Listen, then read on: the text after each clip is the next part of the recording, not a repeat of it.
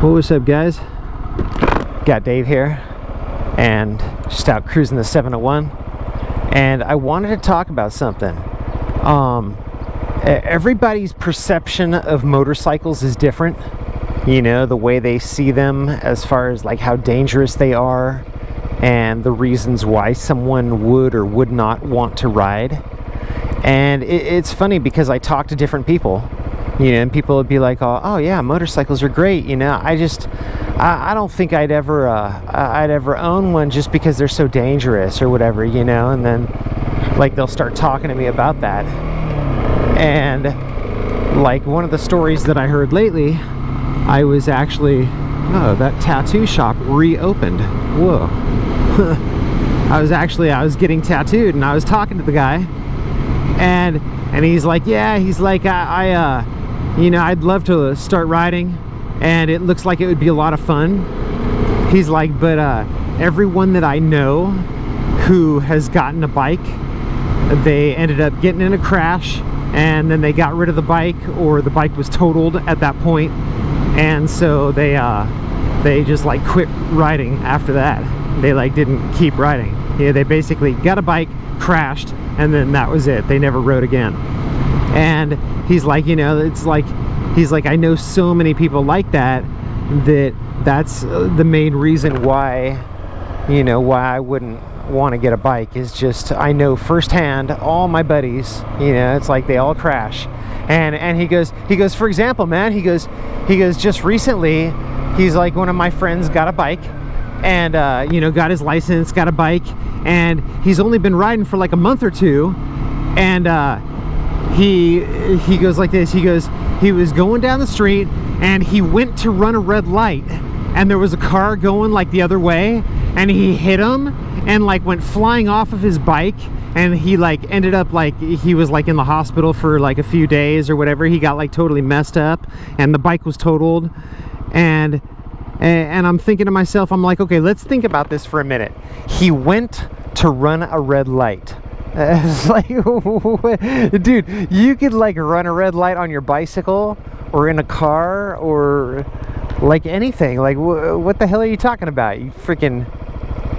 That's the reason why freaking motorcycles are dangerous, dude. It's like, you're an idiot, you know. Like, that was like the stupidest thing that I've ever heard, dude.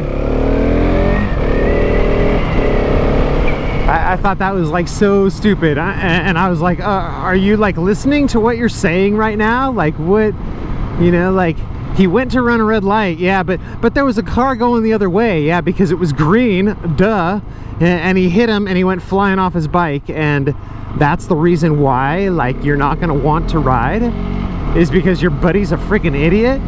It's like, come on, man. And honestly, that's why I like watching crash videos so much, is because I like seeing the reasons why people crash.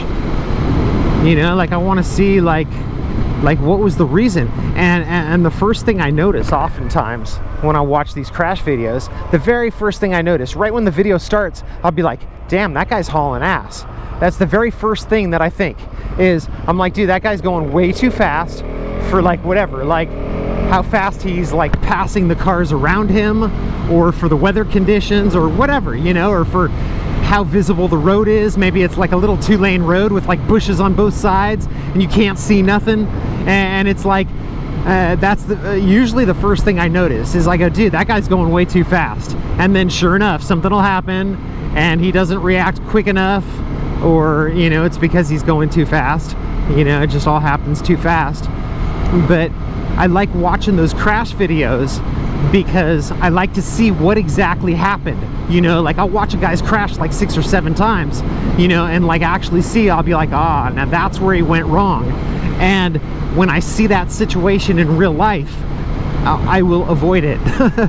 I will make sure that that doesn't happen to me. And, you know, so I don't have to put out a crash video of my own.